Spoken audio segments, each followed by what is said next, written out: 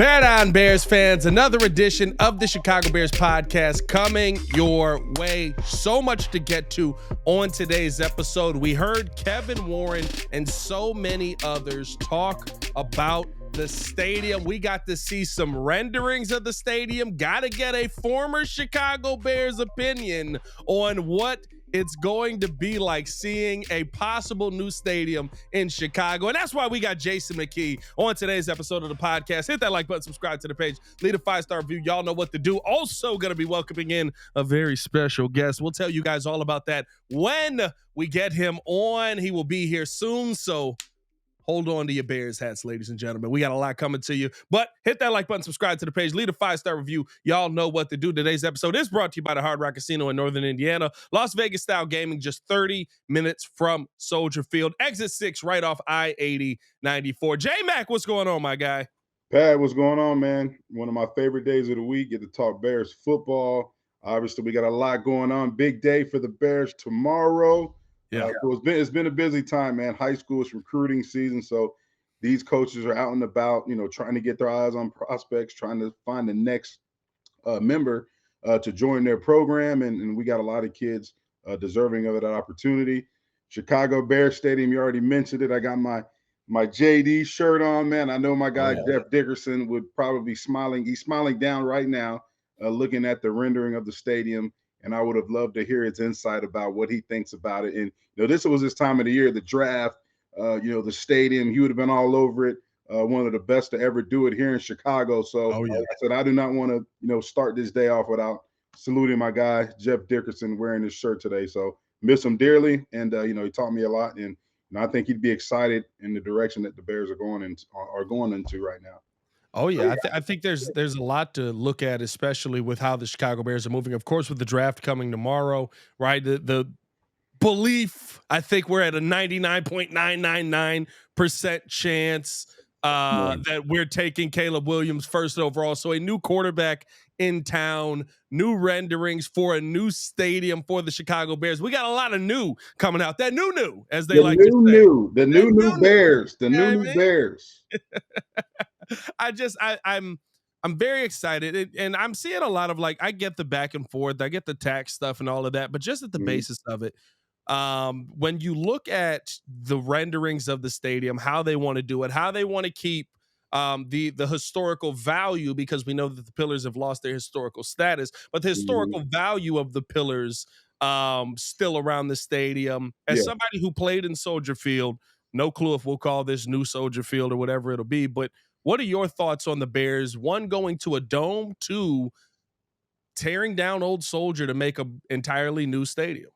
Yeah, I mean, the renderings that came out, I thought they looked awesome. I think it's long overdue, having a stadium here that can facilitate more than just a football event. You need to be able to facilitate concerts like they talked about as well during the press conference, the, Big Ten, March Madness, all of that stuff that you can, enhance your earning potential.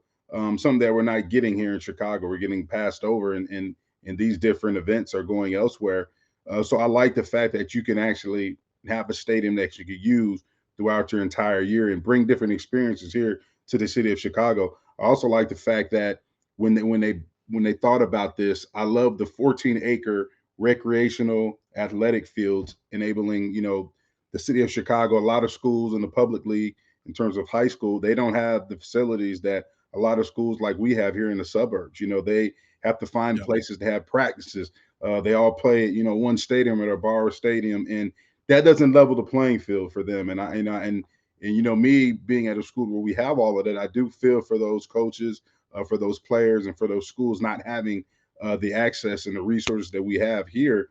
So I'm really thankful that they're going to have, they'll be able to utilize that space. I was also encouraged to hear that, Kevin Warren talk about possibly having IHSA state football playoff games there as well, which would be huge, because right now the state playoff games are, they're at U of I down in Champaign, or they're at, NIU out in DeKalb, or I don't think they've had it at Illinois State yet, but it's cool that it's going to have multi-use. It's going to bring a lot of jobs to the city of Chicago, but it's also going to help, facilitate some of the things I just talked about. But as a former player playing in what would be called the old Soldier Field when the new one's done, it does have it is gonna, if they do tear that down or when they tear it down, Yeah. it will hurt a little bit because you're tearing down memories. Just I can just recall going to the stadium, Sunday morning and being in the locker room with my teammates, getting ready for a game, running out of that stadium and that running out of the tunnel in that stadium. So many memories, so many big victories there. The main one, that I'll cherish forever is the NFC Championship game that we had against the Saints that led us to go to the Super Bowl. So tearing down those type of memories that we created in that stadium with it not being there, it's going to be weird, but I understand things change, time moves on, and I'm glad it's changing for the better. It'll be a better facility for the new crop of guys coming in, but also for the city of Chicago as a whole. Yeah, I mean, listen, when I heard about the stadium, my biggest question, and I think most Chicagoans' biggest question, and I've said this many a time, where are these people gonna park? Yeah. But I thought after watching it, right, and I know everybody, I did like a reaction video to the actual video itself, but after watching, I was getting the teeth done. Yeah, you got to make them look good. You know what I'm saying? Got to keep the mouth right. Hey, yo, that's crazy. Easy, easy, Hey, easy. hey, hey, hey, hey, hey, Hey, hey, hey, we can hold on. edit that. We can Oh edit yeah, that. we got to take that out. Jesus, We can relax, edit Pat. that, man. I was about to No throw a diddy. flag on you, man. Like, come Hey, on, hey, man. sometimes you Talking got about to, dog. you're Sometimes you got talking to, what you're talking stadiums and parking. What are you talking about, man? Get back to the parking. personal foul. We got unsportsmanlike conduct. No, but I thought the way that she laid it out, talking about in different phases how they're going to set things up. Mhm. There'll be an improved interchange at 18th Street, which would become essentially 19th Street on Lakeshore Drive. They're also looking at an entrance to the campus from the south to tie into the south parking lot. So making some adjustments there. They have double decking parking in the south parking lot. That Mhm. could be a possibility as well.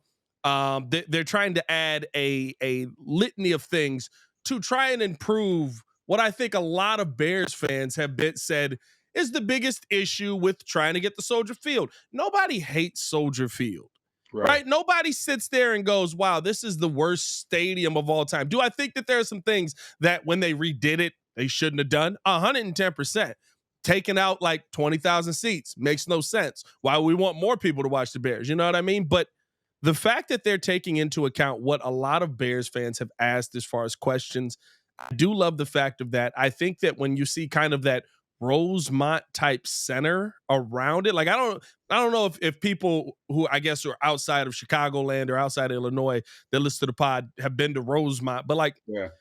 there's this center that's just like, hey, you can ice skate there. There's a football Mhm. field during the summer. There's restaurants all around, movie theater. Like I see this as a massive version of that in downtown Chicago. That gets me excited. And no matter what, listen, winning football being attached to whatever project they build will make the project 10 times better. There's going to be people that are going to gripe about this the entire time, but Mhm. having winning football there will make everything a lot easier. So continue to focus on the team, and I think that this stadium will sell itself. Yeah, it's the overall experience, right? You're gonna go experience the game, and you listen to that press conference. You hear Kevin Warren talk about the stadium resembling somewhat like they have at SoFi, Allegiant Stadium down there in Las Vegas. And I was at SoFi this year covering the game, and it's a tremendous stadium. U.S. Yeah. Bank as well in Minnesota. Like it is a like that stadium is amazing. And that was the first time I had been at that stadium because when we played the Vikings, they were in the old stadium, but when you go to that stadium, it's nice because it's right there in the city, and then you go inside, but you feel like you're outside because of the roof and the lighting. And, we talked about the material that the roof was going to be made out of. He said that it allows, natural sunlight in. So you're going to have the indoor fit, you're going to have the indoor environment, but you're going to have the feel of being outside. So, he also talked about, having the opportunity to have concerts there. And he talked about him being at that Beyonce concert. And he said, hey, if it rained 15 minutes more, they would have had to cancel the concert. But Yeah. when you look at it, like, I mean, the only thing that I for me as a former player, I think you're going to lose what Lovie Smith used to call as bear weather. And don't get me wrong, I'm a guy from Florida, so I hated bear weather because it was snow, rain, sleet, or whatever the wind. Yeah. But I do feel like that does give you an advantage, especially when you're playing a dome team or you're playing a team that doesn't have to deal with the elements like you do on a consistent basis. And I know that helped us when we played the Saints in that NFC Championship game that I talked about when we started the pod. The Saints, they play in the dome. And, they came up here in that game. Remember, it was snowing out.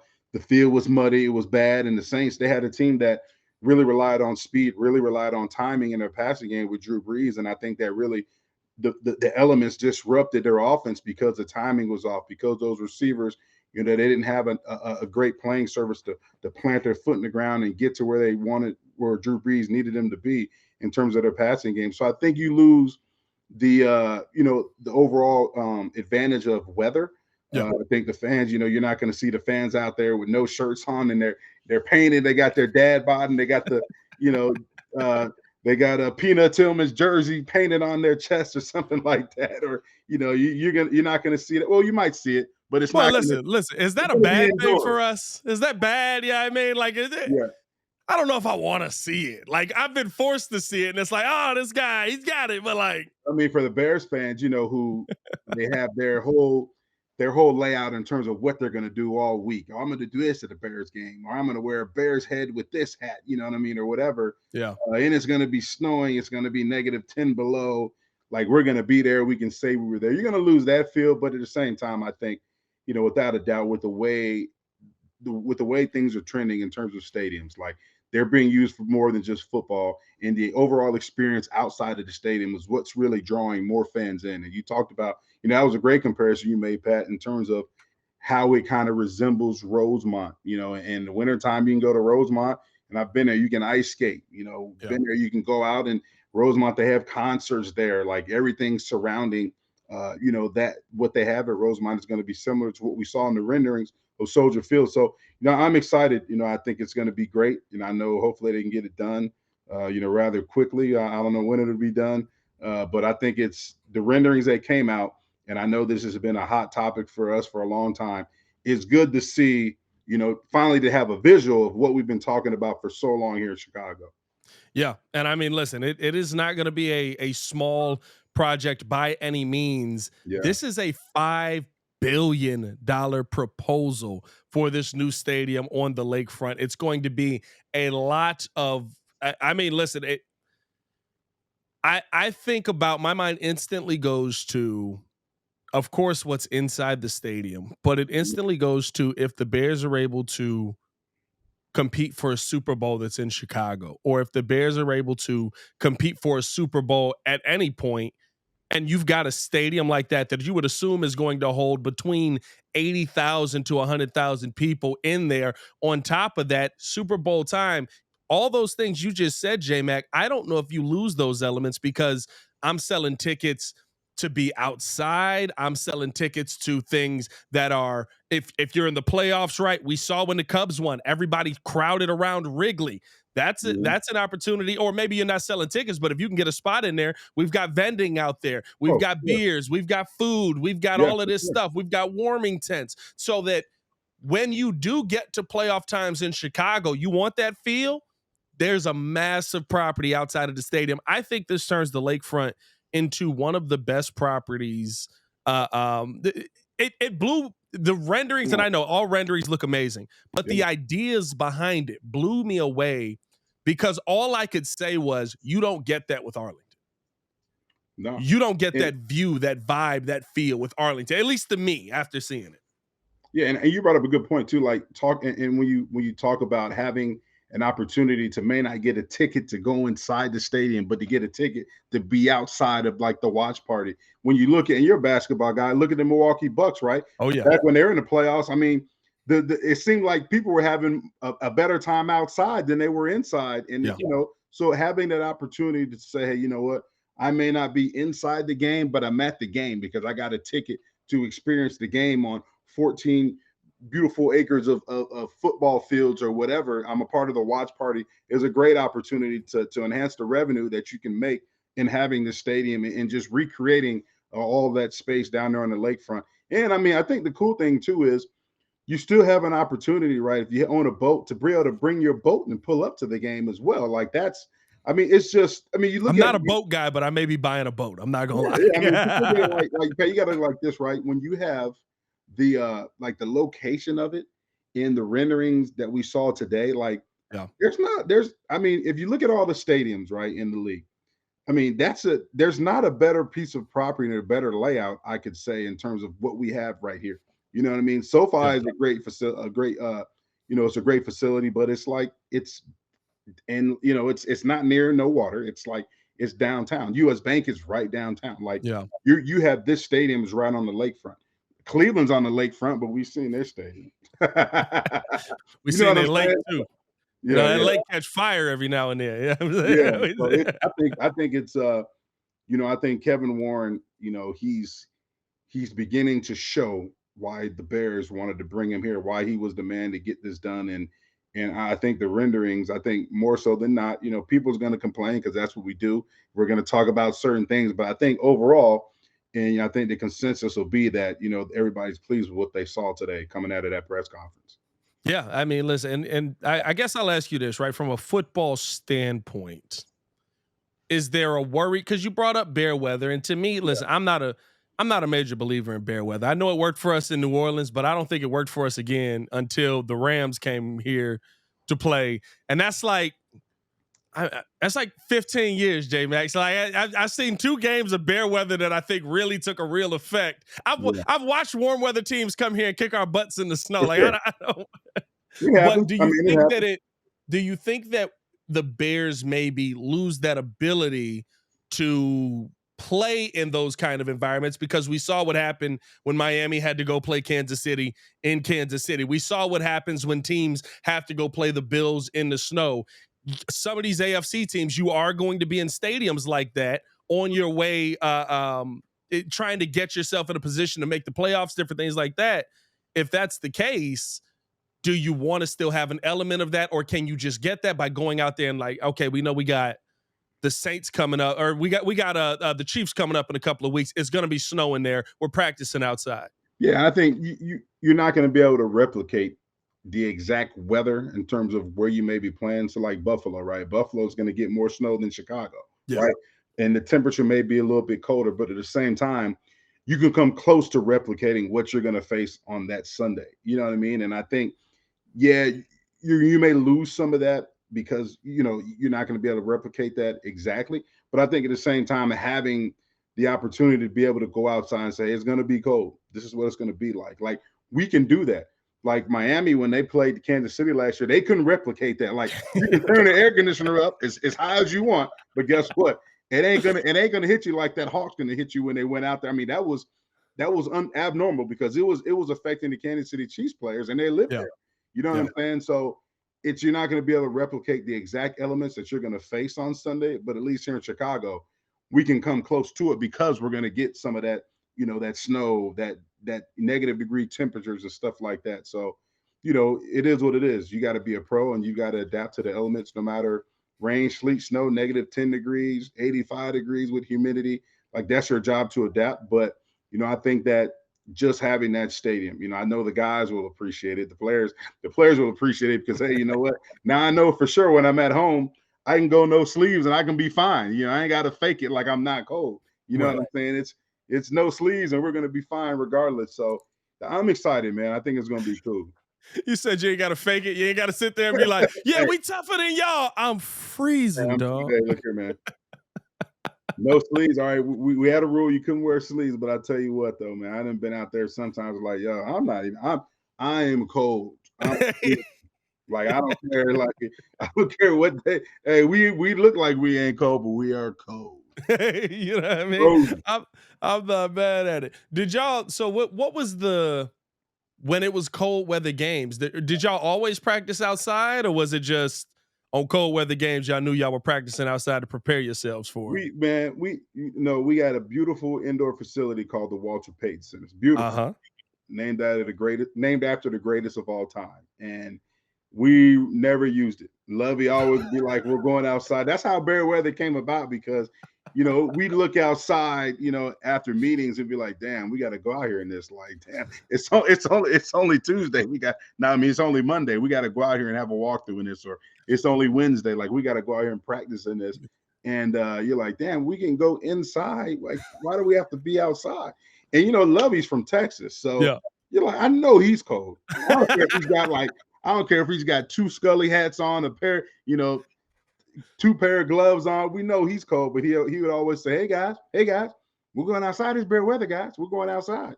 And we should be like, man, we got a nice dome right there. But we're sitting out here. And it was bad. Like, I mean, we used to have, down at Soldier Field, they had little heaters and stuff like that. But I can remember they used to have like, we used to be huddled around the heater, right? Like we were a singing group, in the wintertime, like we were singing a cappella, like heated around like a trash can on fire. It used to be so cold at practice, man. Like it was crazy. But it did help us, get acclimated to what we were going to face on Sunday. But I can tell you this, at practice, it was sleeves. Guys were wearing. I was wearing sleeves. Hey, I'm gonna deal with that on Sunday. But today I'm wearing sleeves. Hey, wasn't no cameras in there. Couldn't nobody see y'all. No. We had a couple of guys go out there, wearing shorts and no sleeves. But yeah. It was Olin. You can say it was Olin. They were playing. Come Sunday, my nose stopped up. No, it don't matter. You better get out there. Better get some Vapor Rub. You better get out there. Hey, the Vapor Rub will keep you warm. I've always wondered this too. I swear, like it makes no sense because we do this in construction where we'll build a heated tent because you got to work outside, right? Mm-hmm. So you working outside in the elements. You're going out there. Like you can layer up as much as you want. You out there, but we would like have a tent that was just like it was heated inside. Like you'd have heaters blow in the tent. Yeah. And it can be open on one side because you're blowing heat into the tent. So you can still see everybody on the sideline. I was like, who's watching? Why won't they get a player's tents to warm themselves up in? Hey, the only tent on the sideline is a tent you don't want to be in because you got injured. Oh, yeah. And so but the cool thing now is like the heated benches that they have is way better than what we have. And obviously I'm not complaining. Stuff gets better. Like I'm happy that things are getting better for the players. Like, the safety in terms of the player safety is getting better. So, I'm not complaining, but it's pretty cool. Like the technology that they have, like, and I'm on the sideline. So before the game, when I'm out there hanging out, talking to the guys before the game, walking around the field, you're sitting on the bench. I sit on the bench. I sit there and they got the little hand space. You put your hands in there. It's pretty cool, man. And even the, where you put your feet, it's an elevated platform that has holes in it. And it shoots heat up. So, back in the day, you're like, man, my toes is freezing. Like, man, somebody step on my big toe, I'm coming out the game. You know what I'm saying? But now your feet, I swear, Pat, the worst thing is, right, people talk about, well, in the cold, did it hurt to get hit? It hurt more to get your toe stepped on. You get one of them big linemen, you're in the huddle, and they step on your toe, boy, like Fred Miller. If Fred Miller steps on your toe, you coming out for 3 or 4 plays, period. Like, what's wrong? Did you get hit? No, my big toe. My toe. Hey, that is. Hey, listen, the feet are the first to go, man. I'm telling you, I've been in these elements. I worked construction. When your feet go, the rest of your day is miserable. J-Mac, I will promise you, there is nothing that will make a construction worker spend money quicker. And I'm talking, you dropping, if you care about your feet, $300-$400 on some boots. Oh yeah. Than having an 8-hour day where you get to hour 2. Yeah. And that toes start getting cold. And I did that this year, man. Being on the sideline, I bought me some boots, and I'm like, dang, I just spent this much on some boots. But guess what? I felt great. Man, I was like curling my toes up in my boots, Pat. Who's on this drive? What's going on? I got my toes curled up. We winning. hey, all the blue collar guys listening in, man, comment in the chat. You know exactly what you start doing too. When your feet warm, you can survive anything in. Right. Now you out there talking trash. Oh, brother, you got to get you some boots. Hey, man, we got to work today, baby. We got stuff to do. Pat, your feet and your fingers, bro. Like, I mean, it's been so cold at games, and I'm in the thick of it. I'm in the trenches. I'm in the real.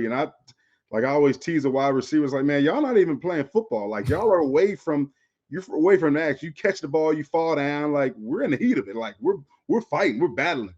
Yeah. I tell you, when them hands go, Pat, I mean, you're blocking people. You don't even feel like your hands on somebody. Like it was crazy, man. Like I look back now and I look back at the elements and I watch the games now. I'm like, man, you know what?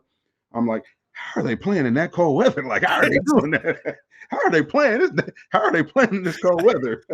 Hey, y'all should see J-Mac on the sidelines now, dog. He got the full length coat on. He got the hand warmers in the pockets.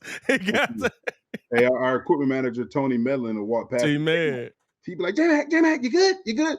I said, yeah, T-Man, you want to give me some of them gloves, T-Man? All right, I got you, big guy. I got you. Love Tony, man. Shout out Yeah. T-Man. I want to get him on here to tell some stories one day. I ain't gonna lie. T-Man got to have a billion stories. T-Man will never come on here, ever. T-Man will, like, after the game, me and T-Man will talk, and he'll tell me a lot of stories right, after the game, he'll tell me a lot of stories. He'll say, hey, remember this, remember that, and stuff like that. But in terms of the camera, T-Med likes to be behind the scenes. But you know what? The way you bait T-Med to come on this is we'd have to be at Hallis and we'd have to do like a tour of his new equipment room, because like because this past off season, right? Yeah, I mean it's crazy. I'm here for it. This past off season, Pat, they bring the alumni back every year for like a practice, right? So they brought the alumni back and they give you a tour. So, I've obviously been to Hallis a bunch of times, and there's certain parts that I haven't really seen. So they took us on a tour, right? And T-Med, he comes up, he stops the tour, right? I'm like, T-Med, you're not even a part of this tour. Like, what are you doing? He stops the tour. He's like, guys, T-Med, come on. I want to show you my space. Right? So we skip past the brand new, beautiful locker room they have, walk past it, didn't get a chance to look at it. He brings us to his space, right? And I ain't gonna lie, T-Med's he's got it set up, man. Like, I mean, when you go into the Bears equipment room now, it's like you're at like a finish line or athlete's foot. I mean, they got the mannequin set up with the helmet, the jersey, you know what I'm saying? They've got the mannequin hands with all the different glove combinations you have on. I mean, they got the hands like this with the Bear logo in front of it. I mean, they got all the cleats and layout and like everything, the hats that you can get. And I remember being there. And I remember sitting there, and me and Rasheed Davis were looking at each other, and he knows what I'm thinking. He's like, oh, J-Mac's pissed. He's mad. And I ain't gonna lie, I was hating to the fullest. I was mad. And I told T-Man, I said, T-Man, I'll rip all this stuff off the wall. I said, I'll rip everything down here because we didn't have that. So I was hating. I was jealous. You know what I mean? Like, I was like, this is crazy. And they even have a machine, Pat, to where you can stand on a machine and they take like a scan of your body and it kind of tells them like your layout. Like if you're playing a video game, like your loadout, like your layout of what suggested you should wear. And if they don't have it, he said that colleges have this machine now, and they can send your layout to the pro team, and then they can just incorporate what you had. I'm like, man, so as many times y'all done gave me the wrong cleats, the wrong size out there, big toe hurt because it's cold and because it's a size too small. It's crazy the technology these players have now, man. It's crazy. T-Man used to be messing y'all up, dog. Y'all be having the wrong jersey number on out there. Be like, Matt Forte looking a little bulkier today. I don't know what's going on with that. T-Med, man, that whole staff, T-Med and Carl Pekarsky, we call them Hyde. Daryl McKie, who's the assistant to Tony Medlin. Them guys are awesome. They're still awesome, man. They do a lot, even for me now, for my kids at the school. Like, I love them guys. But T-Med, the one thing that T-Med will not let you do, right? You know, back then they had the jersey exchange and stuff like that. So here's my biggest beef now, and I know times have changed. We didn't do the jersey exchange, and I would have loved to have done it because in my basement I have all the jerseys of my teammates. They're all signed, stuff like that. Some guys who I played against, but I had to go like buy those jerseys. They weren't the game worn jerseys. Like I couldn't, if I could have swapped jerseys after the game, I would have no jerseys because I would swap every game.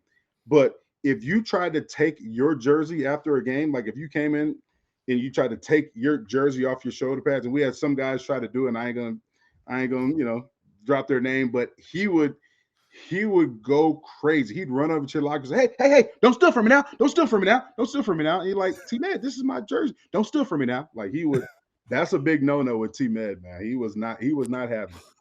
I'm not that you mentioned it. I don't think I've really seen a Bears player swap jerseys. Like I'm trying to think. Maybe Justin did one, but I don't think I've really seen the Bears have a player. Now maybe that goes to past couple of years. That's not having a ton of players that people wanted to swap jerseys with. But I mean, that's such an interesting. I guess that kind of makes sense. T-Man probably still ain't letting them take their jerseys. I'm sure. I mean, they switched. I mean, I'm right. I'm right there. So I mean, they're all switching jerseys. They do it now. I don't know if I've seen one. I ain't seen one on TV that I remember. Yeah, I'm waiting. A lot of times when I'm interviewing the guys, I'm waiting because they're swapping the jerseys. They're taking the picture next to them. I'm in my head. Me. I'm hating. I don't care. I'm mad because I'm like, dang, this is cool. I'm like looking at them swapping jerseys. Like, damn. Like they getting that jersey, man. I want that jersey too, man. I would have. You want my jersey? I know it's retired. You want that? Let's swap, man. I think next year I may bring some of my jerseys and try to swap. You bringing them up there? You bringing them up there? Yeah. Hey man, you gotta bring them up there and just be like, hey, listen, this is not a replica. This is game one, baby. Here you go. Let's get it. Yeah, I mean. No, we got some good ones out there.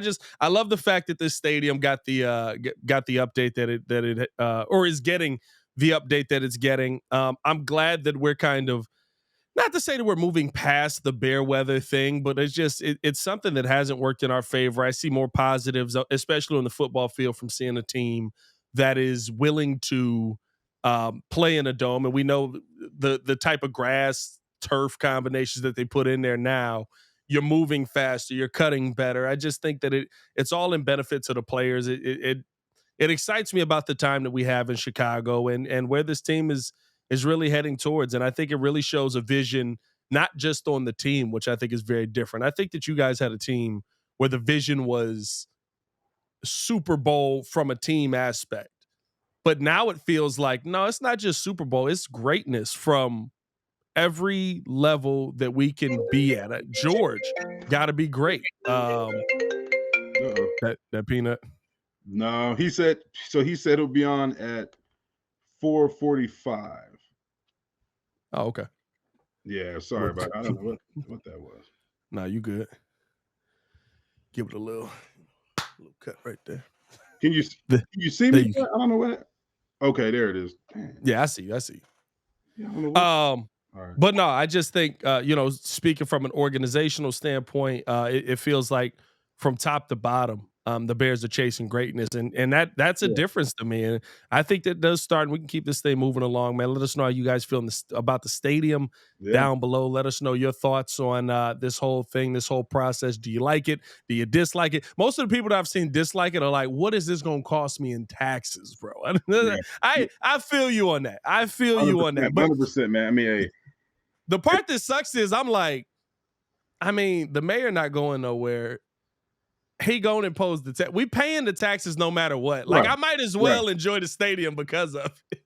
Yeah, I mean, we're gonna pay. We're already paying. It's already expensive enough, living here. But yeah, I think, I mean, overall, like I'm thrilled. I'm excited. I hope it gets done sooner than later so that we can start enjoying it and enhancing the overall fan experience, enhancing the overall game day experience. The players, I think the experience will be great, and it's going to be exciting, man. Like, imagine like having the opportunity to be able to bid and possibly host the Super Bowl. You know what I'm saying? Like, we lose all those opportunities, and every year we watch these other cities that aren't great as great as Chicago.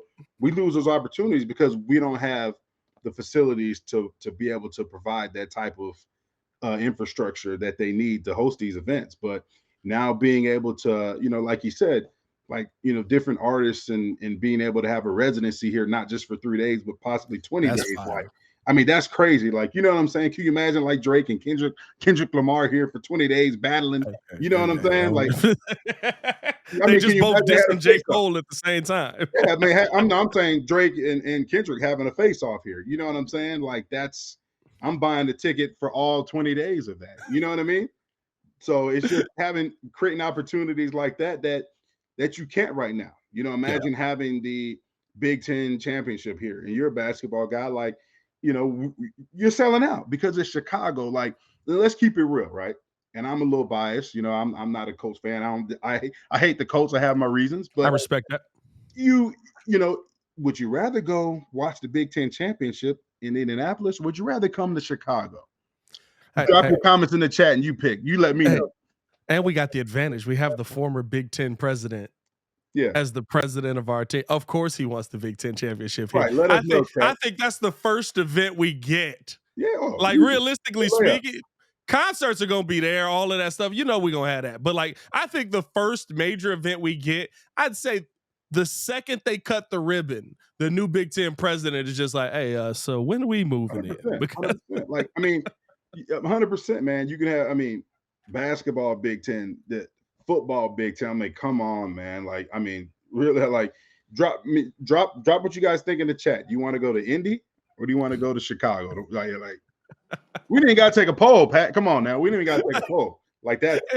If anybody says Indy, I'm not gonna lie. I'm just like, you in Indy, ain't you? You must live They right were going to say that there. because, they're always going to say something. J-Mac's an idiot because Indianapolis is the greatest city in the United States. You know how it goes. I respect all opinions, but let's keep it real, guys. Let me ask you this, right? Like, I guess when you look at the job that Kevin Warren has done, Mhm. and now we're seeing the renderings, all of that stuff. Do you feel like this is a success in his first year as the Bears president? Is this something that you view as successful, or is it like this is a best case scenario because Arlington fell through? No, I think it's a success. I think when you look at Arlington, this is my opinion. I think looking at Arlington and how long and how detailed and how meticulous in which the manner he presented this, right, how delayed it was, you can tell that he really exhausted and examined every option. You know what I'm saying? So, Yeah. well, let's go buy this land. You know what I mean? Oh, we don't want this land. It not necessarily fell. I mean, it did fall through, but when he looked at it, he said, okay, I think when he looked at it and said Arlington Heights, right, we're gonna lose the ambiance of the city. We're gonna lose the essence of what it means to be a sports team here in Chicago. You know what I mean? And I get it. Arlington, you have more space, the parking and all that stuff, but at the same time, like Chicago Bears, right, playing in Arlington Heights. It's just, you know what I mean? It's just and it's something about when you're in the city and you're going to the game or you're leaving the game and being downtown and seeing that lakefront. You know what I'm saying? Like Yeah. it's awesome. I mean, even the teams we play against, right? The opponents we play against, right? When a lot of guys that I know that played on other teams, and they'd always say, "Man, I can't wait to come play you guys." Right? One, we get to play you, but two, we get to come to Chicago. Like Chicago is really a destination, not just for the people here, but it's such a great city for people elsewhere. I had a coach come by the school yesterday, and he was a quarterback, and he guy named Graham Harrell, and he's the offensive coordinator for Purdue, and he actually played for the Packers. He backed up Aaron Rodgers back in 2010. That's the year they won the Super Bowl, right? 2010. Yes. Because he was on that team, and he said that a lot of the guys, he said what they did was when they were in Green Bay, he said they used to drive down to Milwaukee and they would take the train from Milwaukee to Chicago and they would go to hockey games or they would go to Cubs games because they all loved the city of Chicago. And, Green Bay, where they're at, didn't have none of that stuff. You know what I Yeah. mean? So that's just like the attraction of having the stadium down on the lakefront at Soldier Field. Like it's just the ambiance. I mean, what it creates is just you can't get that nowhere else. I mean, SoFi is a beautiful stadium, but when you leave SoFi, like you're not like right downtown LA. You're still a ways from downtown. You know what Yeah, I'm saying? that's how most of these stadiums are. I mean, neither New York team plays in New York. Yeah, Texas, the Cowboys play in Arlington, Texas, I believe. yeah. You're not in Dallas. You're not in Dallas. You know what I mean? I guess San Francisco moved their stadium. San Diego's not even a team. Don't even have a team anymore. Yeah, they in Los Angeles, but like, yeah, like it's Chicago is special in that sense, and I think a lot of us were ready to move on from the stadium being in Chicago because and listen, I'm still skeptical. I'm still trying to figure out where I get it. There's a plan on how parking works. Yeah, 290 been shut down. A section of 290 been shut down for me since I moved out here, J Mac. I got married out here 10 years ago almost. Yeah, I mean, like they're there's been never. a section shut down. Yeah, there's been construction going on all the highway 94. There's been. I got to Chicago in 2003. And they've been doing construction on 94 since then, bro. and then when they say they're done with construction, you're like, well, what did they do? It looks the same. Like, what did they do? Hey, it's Like, what flat. did they change? That's all that mug be. It just be flat. You be like, well, it ride nice. I guess this is nice. Yeah. Hey, I will say this: Chicago gets an experience that almost no other city gets. I would bet is when you get a road that actually reopens up. It's almost a little like drugs, bro. You be like, oh, this is nice. Hold on, now I gotta take this road more often. Yeah. I'm gonna be Yeah. down here every day. You're right, because these potholes here, man, is ridiculous, man. Oh my goodness, man. You need a tank in Chicago to drive. Like you need a tank, bro. Like because these potholes just, man, it's crazy, man. But yeah, I was gonna ask you, Pat. I want to ask you. So I know last week we did our mock draft, and Yeah. and I saw in the comments people are like, "Oh, they're trading down. They're doing this. Why are they doing that?" And now, like everybody's like, "Oh, we should trade down." Or if they're not saying the receiver, right? And everybody, the consensus is Roma Dunze. Yeah. Caleb's been tweeting and stuff like that. We're on the plane and all this stuff. And then if they're like, if we don't get Rome, trade down, right? We said that last week. We were talking about it last week. Trade down. There's so many good players, right? That'll obviously be available at 9. But if you can still get the player that you wanted, that you would have got at 9, trade down and maybe get an extra pick or two. Why not do that? I mean, it's just I just think it's setting up that way. And we had our roundtable yesterday, and everybody picked Rome. Courtney picked Rome. Romo Dunze. Everybody else picked Rome. I think Peggy Kaczynski said she wanted to trade up and get Marvin Harrison. And then I'm the only one that said I want to trade down and grab an offensive lineman, a left tackle in particular. So, my thoughts, I'm asking you, has there been a change of heart for you from last week when we did our mock draft and our mock draft, me and you were the GMs, I'll let you can be Ryan Poles, I'll be Ian Cunningham. So you were Poles, I was Ian. And you talked about, hey, we're going to trade down, and we drafted who we picked, Olu Fashanu, right? I want to say I think we have it on here. Let's see. We still got the mock I draft think we took results Olu on here. Fashanu. Yeah, this is our mock draft right here. Got a good grade on it too. Traded down. Ended up coming away with Fashanu. Took Leggett in the second round. Yep. At pick 46. Third round, you got to 75. Took Austin Booker. Fourth round, 122. Took Gabriel Murphy. I was excited about getting him. I know PFF was like a little high, but I think he's going to be a dog in a league. Am I still in on trading down to add more picks? Yeah. Did you change? You have a change of heart from what we did last week on this mock? I don't know if I've had a change of heart. I think that the real Ryan Poles, not me, right, is kind of envisioning a Kansas City Chiefs scenario here, or a Miami Dolphins scenario where you look everywhere and for the long term of your team, you've got wide receivers and running backs and tight ends out the wazoo.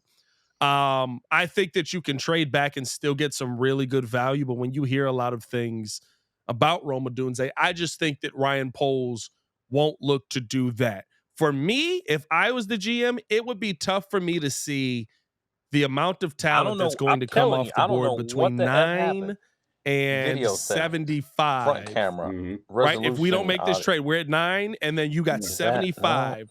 It's tough for me to see that much talent come off the board and you go get none of it. Now, I'm not sitting here in the draft room with them, though. I'm not sitting here in the breaking down each individual player group. I'm looking at the guys that I think fit best for the Bears. I'm looking at some guys trying to find some sleepers. Y'all tell me what y'all want to do. Right, Ryan Poles is evaluating 500, 600 plus players, as including undrafted guys. I think when you start to do stuff like that, you get to a point where you end up finding a guy in that third round that you feel more comfortable going out there and adding, right? You end up finding a guy in that fourth round that you feel more comfortable adding.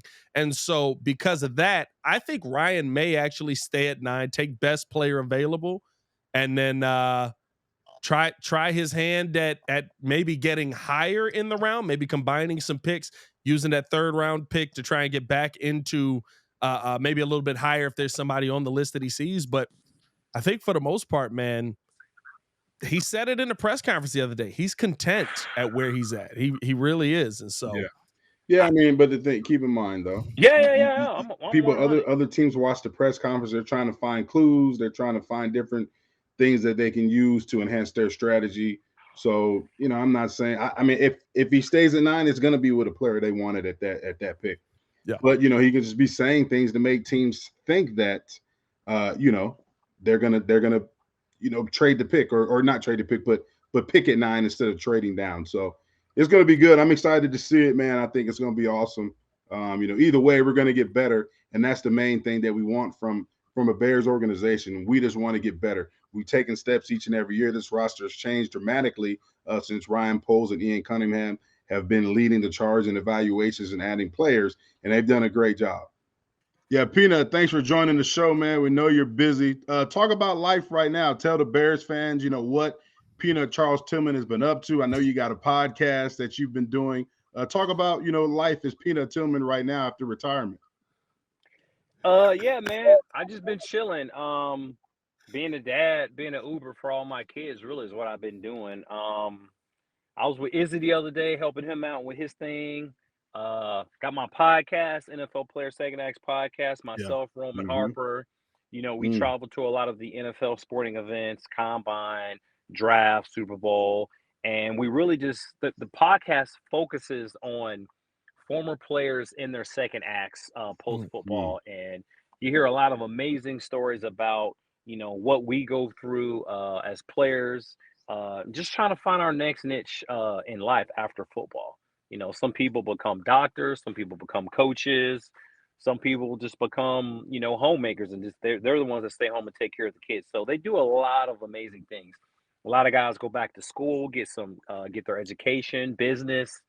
There's tons of opportunities for us, the players, when we retire, and it's really fascinating to see how we get to where we got. It's really good. I'm having a great time. Yeah, I wanted to ask you about that because I'm a big fan of the podcast. I'm a big fan of um, how you've really gone about telling these people's stories, telling different players' stories. What does it mean to you to be kind of the conduit of those stories getting out to the masses? Because I've learned so much about kind of how players spent their time on the field, but now how it translates off the field by listening to you. I feel honored, honestly, man. I feel like a black male Barbara Walters kind of, having the opportunity to tell these stories. Some of these stories are real deep, man. I don't think people understand how real the struggle is. Yeah. When a player retires, you got to understand this particular person, this individual has been doing this specific task of playing football. A lot of guys play at the Pop Warner level. They play, they might play in the league 5 or 6 years, but they've already been playing football 15 years. So when they get done, it's kind of a journey of them rediscovering themselves. And Roman and I, we just try to get them to be vulnerable in a sense to what they want to share and just talk about how they got to where they are, what they're doing now. And a lot of the time, there are some struggles. And, on the flip side, guys do amazing things. And it took them to retire to figure out, wow, you know what? I never thought this, but I really enjoy baking. This is my new jam. Like, I love baking. I love being a head coach. I love being in business. I love owning my own business. I love, Yeah. going to school and learning. And, there's so many different avenues that we take. And it truly is. I mean, I feel truly honored to tell these stories. Yeah, Peter, talk about your upbringing. Your father was in the Army. You grew up on military bases. How did your military upbringing shape you as a person and as a football player? I think it shaped me just for discipline, man. You're nothing without discipline, and I pride myself on discipline. I wouldn't be where I am if I didn't have the discipline that my moms and my pops instilled in me. But not just some coaches and stuff. I'm from Texas. Maybe I'm a little biased, but I think Texas is king of football, and they did a really good job. My high school in Copperas Cove, Texas, did a really good job of teaching me the fundamentals of football at the core level. And I took that with me to college and learned a couple more things, and then obviously getting to the league, I just kind of built on that, and that really is the foundation of what you saw when I came to Chicago. For the people who can see the video, they get to see how much you enjoy having fun and being silly, though. You have that discipline. How did you grow up balancing that discipline with, hey, I still know when to have a good time, especially, and I think this came through, right? You were one of the best DBs in Chicago Bears history, bar none, in NFL history as well. But also, you could always tell that you enjoyed what you were doing, that you were having a great time on the football field. Yeah, I would always pinch myself and be like, damn, I'm playing football. Like I'm playing a kids game and I'm making decent money doing it. I love it. I had fun. I mean, J-Mac can tell you, I'll make a joke out of anything. I can make a joke at a funeral. I told you, Pat. I told Like you. I could, like people. I think that's why people when I'm put in a leadership position, people never take me serious because it's like, oh, this brother right here ain't. I can't take Peanut serious. Like he gonna find a way to make a joke about something. But that's just who I am. That's my spirit, man. I love to laugh. I love making people laugh. I will say though, it has gotten me into trouble, like knowing when. All right, I might have went a little bit too far with that joke. So being an adult now, later in life, I've really learned to just like, all right, I gotta chill out right now. I think this is not the right time to do that. If I'm reading the room properly, yeah, I got to take a step back. But 99% of the time, I'm gonna find a way to make a joke about something. And I don't. Somebody could have just died. Somebody could have a wedding. It could be a baby just got baptized. Like I can find a joke about something. You think that baby can swim? Yeah, like I'm that guy. They'd be like, man, why did Peanut just say that? Why I can't. Peanut gon' Peanut. I know he would say something dumb like that. Like that's just who I am. Yeah, and Peanut, It's all in good fun. And like you hear Peanut talking about him joking, he was like that off the field. But it's funny because you hear Peanut, he's joking and stuff like that off the field. But when he got on the field, he's a complete dog. And we talk about the peanut punch and all that stuff. The NFL, they coined that fundamental, that term after Peanut. Now Peanut, I got a two-part question, right? NIL has come about in college and stuff like that. They coined the phrase, NFL coined the phrase, the peanut punch. How much NIL money does the NFL owe you for that? And how did you develop that peanut punch technique? Bruh, I mean, I should have got paid about 5-10 years ago. I'm telling you. I've lost millions of dollars. Yeah. On a serious note though, I mean, my kids think it's the coolest thing that I've been retired since 2016 and my kids are like, Dad, they still talk about you. So my kids think it's when I played, they didn't really know, but now I gotta, my kids are young adults, and they're very much like, dang, my dad has his own move. Like that's pretty cool. Like I wish I would have played later as they were older so they could have really enjoyed and watched me play the game. I really enjoy the fact that I left my mark on football. I did everything. I went out there, and the thing that I love is when people talk about Peanut or myself. I don't want to talk in third person. When people talk about full me, rock on us, dog. Go full rock. Yeah. They like I left my mark. I did everything I was supposed to do.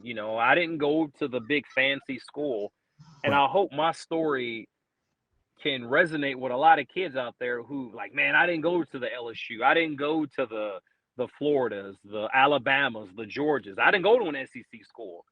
But yet I was able to do any and everything all those players at all those big schools did and some, right? So yeah, that's me leaving my mark on football, and I'm happy with how things came out. I am.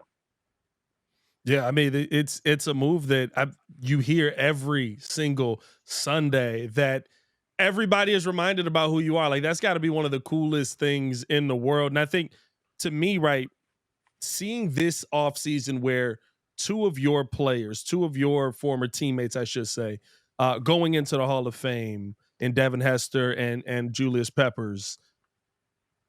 In my book, there are two names that have to go next. You and Lance Briggs are the next two names on that list that have to get into the Hall of Fame, especially if every Sunday they're going to use your move as a name. Would you agree that your name deserves to be up for a gold jacket?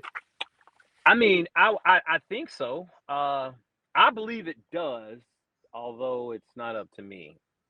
Yeah. I think the powers that be in time, whenever that time will, the right thing will happen. And I think Devin said, hey man, it's in God's hands. Like I've done everything I could do to leave my mark on the game and to leave it better than how I left it.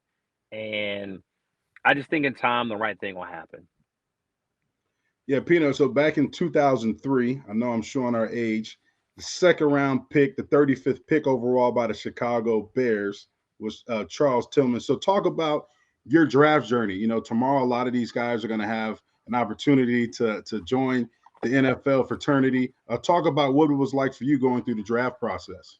Oh man, back down memory lane. That draft process was great. I was in Cove. I was in Carver's Cove at the crib. I didn't have a lot of people. I didn't have like a real big party, and I just remember the end of the first round went, and my phone rang. My stepmom picked it up, and she picked up the phone and kind of was like jumping around. Was like, "Oh, shut up!" and gave me the phone.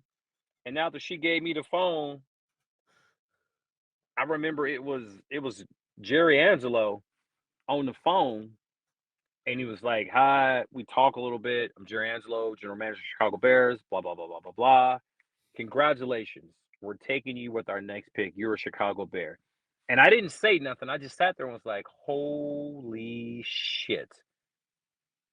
He just said I'm a Chicago Bear, and then a half a second later went doom doom doom doom, and the ticker went current selection, and then my name, and then my entire house, or the people in my house, it was a 2-bedroom townhouse, a little tiny crib, Mm, and mm, it was like a little earthquake in Central Texas. Like my whole house shook, and everyone's yelling, screaming. I cried a tear of joy. Like, man, it really happened. All that dedication, commitment, hard work, pulling this sled, working out 2 days, making the tough decision. Like, I want to go to this party, but I got to study. I got to do, like all that stuff paid off, and it worked out great. When you envision, or I guess when you think back to that time in your life, what would you say to all of these young guys who are coming into an entirely new situation of this ain't college no more? You've got an entire city behind you that is going to rally for you for the highs, and they're going to be on your tail for the lows. Yeah. What would you say that it means to be a Chicago Bear to these young guys if you were to speak to them? It means everything, man. The people in this city have been yearning for a champ or Super Bowl for a really long time. But more than anything, my advice to all the guys in every city, just humble yourself. It's just like going back to high school. When you were in high school, you had to prove it that you was the hmm man. When you just humble yourself.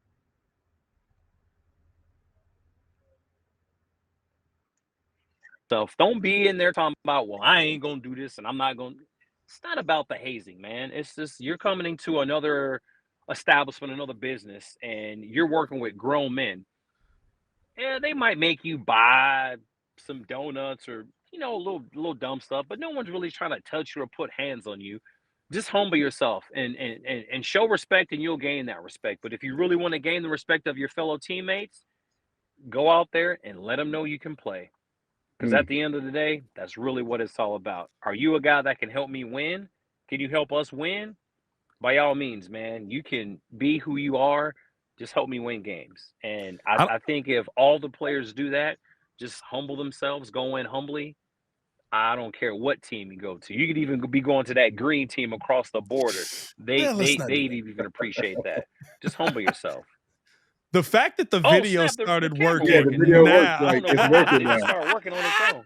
Hey, don't Oh wait, y'all move. Just froze. not now. You just still. He That's said okay. we're We're all froze. still Oh, moving. cuz. We're all still moving. Are you Peanut, can you serious? hear us? Can you hear us? Bruh.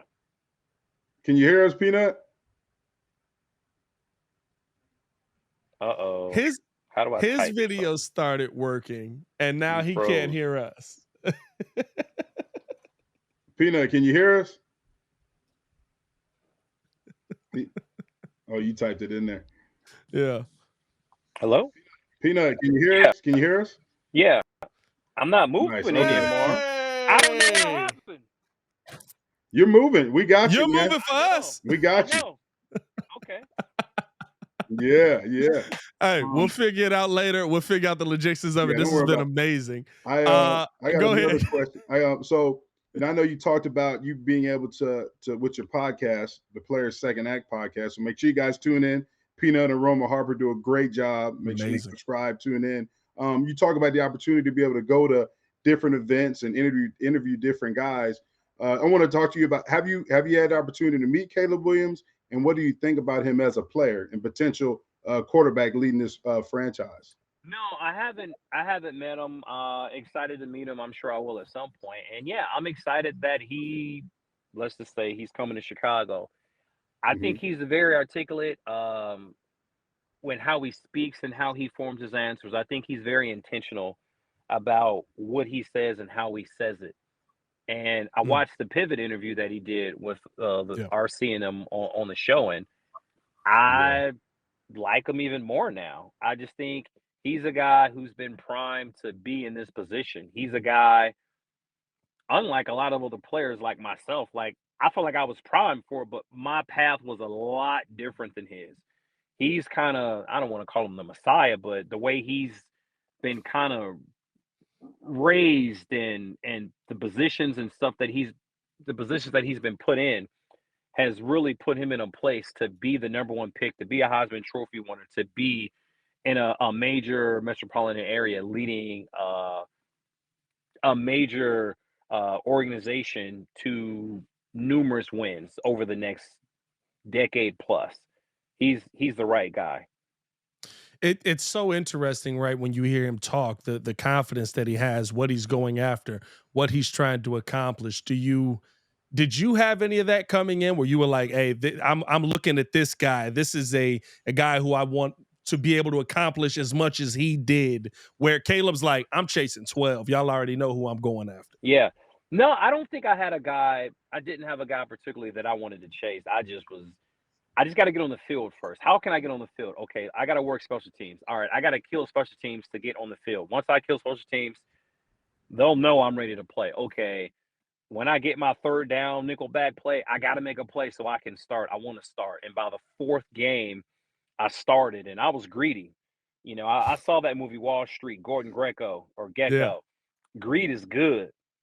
And I was greedy. I wanted to start and I started my fourth game and I never gave it back because I enjoyed it. I wanted that pressure. I wanted the Randy Moss game, all the lock hey Peanut, go lock him down or go cover him. Like I wanted those battles. I wanted that competition. I'm a firm believer in competition brings out the best in everybody, whether it's in sports, whether it's YouTube battling somebody else in another podcast. You know what I'm saying? Like that's just Yeah. it's just who we are as people. And I love competition. I never shy away from it. Two things are gonna happen. Either you win and you get better, or you lose and you figure out what you did wrong, make corrections to that mistake, and you get better the next time and destroy that person who you went against. Yeah, and with Peanut, like as many Peanut punches that you saw on Sunday, there was three times the amount that you saw in practice. And Peanut was always working at his craft. I mean, I've been victimized a bunch of times. Thomas Jones, he used to hate the Peanut punch. He was a victim of it. But yeah, Peanut talking about, going back to the draft. We know what the Bears are probably going to do with the number one pick. I want to get your view on what you think they should do with the ninth pick in the draft. A lot of people say trade down. Some say take the receiver out of Washington, Romo Dunze. What would you do if you were the GM of the Bears and you had that ninth pick? Ah man, I think you go get a receiver. I think you go get a young stud receiver, and you can have a quarterback receiver combo for the next 4 or 5 years. You're getting Yeah. them as Mm, rookies, yeah. and they can really develop and grow their chemistry over that time, and that would be great to see. Someone said it the other day. I know they picked up Keenan, but next year he'll be 30 plus. You'll have to pay him 23 mil or something like that. Go out and get you a rookie.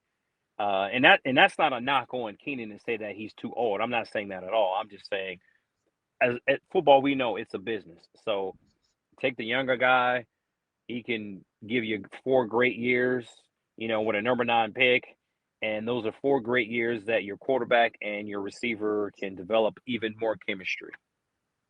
Yeah. I want to talk to you about the impact that could be had on defense as well. While the receiver is there, everybody is talking about you got to find somebody to put opposite Montez Sweat. You being behind a dominant defensive line that we were able to have here in Chicago, what does it mean to make your life easier? What does that defensive line mean to you as the lead guy in that unit when you know there's pressure coming, I can play a certain way? It gives you even more confidence, I know I don't have to, if I have the tough assignment of covering the team's number one receiver, I know I don't have to cover that long when I have a dope D line. Yeah. Those guys coming off the rock. Man, I got to cover 2.5, 3 seconds max because they getting off the rock. Like Pep, Izzy, Dub, Black, Lance, Wale, AB, Nick Roach, Pisa Tinui Samoa, Tank, Top. Like I could go my whole defense, man. Big Toe. Like I was great. Pep. I had it easy. I had it easy because them guys knew they needed sacks because the attitude was like, yo, Peanut is covering the number one receiver. I can't leave him out there alone. I got to do my job and I got to get him some help. And Yeah. it was vice versa when they had a really good quarterback. You know what? I got to help my D line out. I got to cover 2 seconds more so I can buy my D line a little bit more time. When you have a D line that says, I got to go get this guy on the ground because I don't want my DBs covering that long. And then when you got DBs saying, look, I got to cover a little bit longer because I need to buy my D line a little bit more time to get to the quarterback. That's when you know you have a great defense.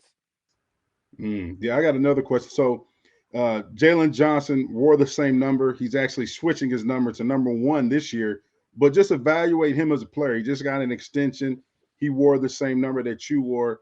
I'm not saying he plays similarly, but he is the lead cornerback in that secondary. Talk about what you think about Jalen Johnson as a player.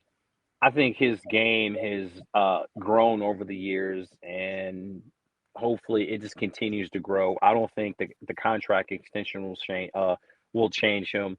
I don't think he'll be complacent. I know John Hoke, the DB coach, really great coach. He's a great teacher in the classroom. And I know more than out of anybody, he's going to make sure Jalen comes to work every day, ready to work. And I'm happy Jalen got the contract. He deserved it. His play on the field the last couple of years has just only increased. And I'm really happy for him. I'm happy he changed the number 1, so they're keeping that 33 open. But I have a feeling whoever we draft, rookies, whoever, someone's going to take 33. Like I said, man, it's just a number. Somebody going to get it. I know they'll never retire it, but my kids think it's hilarious that somebody else wears it because it's like, Dad, why is he wearing your number? I'm like, guys, it's not my number. I don't own it. It's hey. When he gives it up, somebody else will get it. Like it'll be somebody else's number. That's just what it is, guys. Are you like Michael Irvin, where you just like seeing your numbers still out there? Because every time I see 33, I think of Peanut Tillman. He's like, everybody thinks of me when they see my number on the field. Nah, I just want whoever wears it. I just want you to represent it. That's all I care about. Whoever wears it, offense, defense, just be the greatest at your position when you play it. That's all I care for and what I want. But at least for Peanut, it's been somebody that plays his position. With me, like they got a guy like a safety wearing 37. Like he can't even fill out the number. Like you did have a kicker. I think you had a kicker last year. At least he has a guy that played his position, wearing his number for the most part. I mean, yeah, I look out there, I'm like, man, the punter's wearing 37. Like, come on, man. Is a kicker crazy, Peanut? That's the craziest thing that you can have, craziest person you can have pick up the 33. Man. Yeah, or deep snapper or long snapper. Like I can't do that. They be doing my number dirty, Peanut. That's what you gotta call them. You gotta call up the Hallis, be like, hey, y'all gotta. Yeah, you like, definitely gotta get on. What the F are you doing? Why you got a long snapper with 33? What the F? Come on, man. What the Frank? What the hell is wrong with y'all? Hey, Peanut, we appreciate you coming on. We appreciate you rocking with us. Before we let you go, what is your feeling for this upcoming season? I'm not asking for numbers, wins, predictions, but what is your feeling for the Chicago Bears this upcoming season? Beat Green Bay. Take it back to the old school. Take it back to those Lovie Smith days. We got to own the division. And the way we do that is we got to own Green Bay. We haven't beat them in a really long time, probably since I retired. So we got to beat Green Bay, man. We got to go get our lunch money back. Yeah, they definitely got it. It's it's very irritating. It's very. If there's anything that It's time to go eat. we We could gotta lose a go lot eat. of games. Beat Green Bay, please. Yeah, I ain't gonna say that. that's That's the it right season. there. Beat That's the Green Bay. season. That's the season right there. That's That's the the season, season. man. Let's go eat. Let's go eat. I Well, love Peanut, it. Oh, thank you, man. Thanks for your time, man. I know you're busy. Love you, bro. And Hey man, love y'all too. looking forward to seeing you keep crushing it, in your retirement, man. We I appreciate you. appreciate, man. Y'all have a good one, fellas. have a good one, All Peanut. right, Appreciate you coming on. Peanuts. Ladies and gentlemen, Peanut Tillman, dominant DB for the Chicago Bears. Absolutely love having him on the show, man. The fact that the camera wasn't working. Eric is about to be going through a nightmare But trying to edit this. you almost want E just to leave it and just let him have his little screenshot. Yes, bro. No, he That's can't Peanut. take That's Peanut. he can't take any of that That's out. Peanut. And we got to get him back on because I wanted to ask him about the laundry bin incident, but I ain't get a chance to because I remember the story. Yeah, a lot, man. There's a lot of stuff. Like it's like you talk about like Peanut was one of the biggest jokesters, and you had Anthony Spice Adams in that locker room. We had so many guys like they were great players, but they had dynamic personalities, and you know what I mean. And the bond that we had as teammates, created a brotherhood for life, and that's why you see a lot of teams, when guys retire, I haven't talked to this guy in forever. Our kids, we know each other's kids, and our kids have grown up with each other, and we've grown up with each other as well. Like realistically, we were kids when we were playing this game. You know what I'm saying? So now, we've evolved into men, and we keep in touch. So that's like when you have a special bond, when you have the type of locker room that we had, and I say it over and over again, that really helped us be successful. That helped us reach the Super Bowl. That helped us win an NFC championship. That helped us go to, win a division in back-to-back seasons. Like when you have that type of bond and chemistry, that translates to wins, and it translates to kicking Green Bay's ass as well, like Peanut said. Yeah. Hey, listen, I think I've said this. I think at this point it's a mental hurdle for that team. Like the time, and y'all kind of did this, right? That first year where, the year you go to the Super Bowl, but like that last game of the season, I believe y'all end up coming close to beating Green Bay, but the confidence from it was like, oh, we got them. Oh, we start off next year, we got them. And y'all start the next season. I think y'all intercepted Brett Favre 4 times, which is not the most surprising thing in the world. But a million sacks, y'all ran the ball down their throat. All of a sudden it was, we beat that. We slayed the dragon.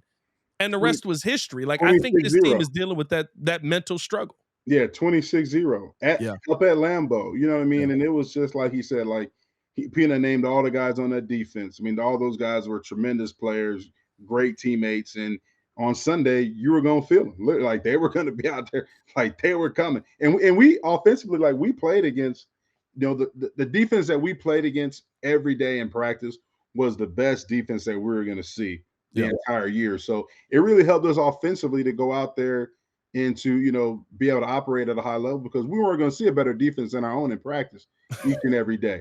So it was awesome, man. It was great times, and I really do hope that the Bears can get back to the winning ways because, like you said, it doesn't matter what the Blackhawks are doing, the Sox, the Cubs, or whatever. And no disrespect to those franchises, but this is a Bears town. Period. They know it. Everybody knows it. And when the Bears are winning, it just enhances everything. Business is booming. The bars is booming. The parties is booming. The champagne's popping. A little bit of the bubblies being spread. Let's get back to that point, and it starts tomorrow. It starts with the draft tomorrow.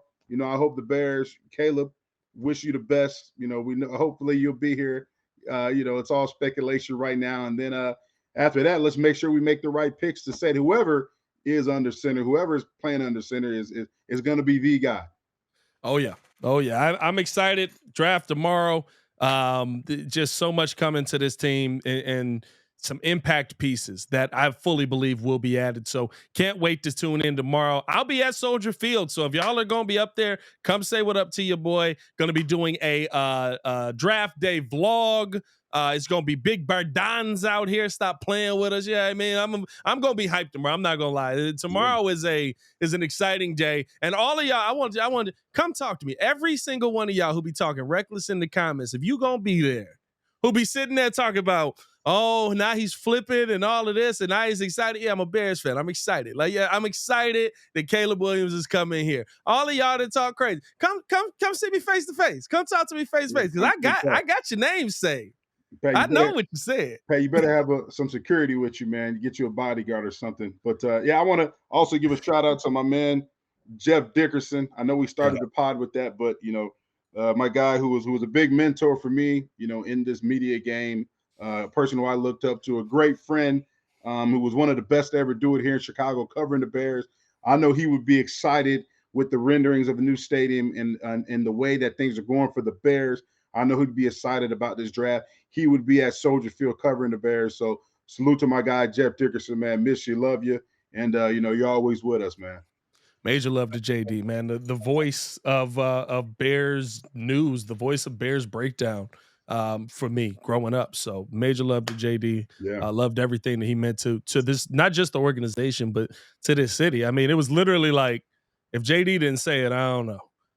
And like everybody else had like a cornerstone, right? Like everybody, right? Shout out Big Z, Courtney. Everybody else had their thing that they did for the NFC and for Chicago. But if JD said it, it was like, oh, he got it.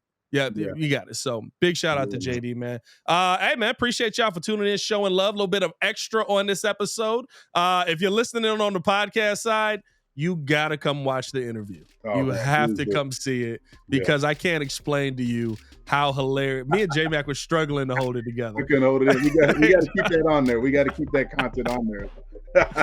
Appreciate y'all for tuning in, showing love. As always, Bear Down. See you guys tomorrow, man. Draft is on the way. Get it right, Ryan. Peace.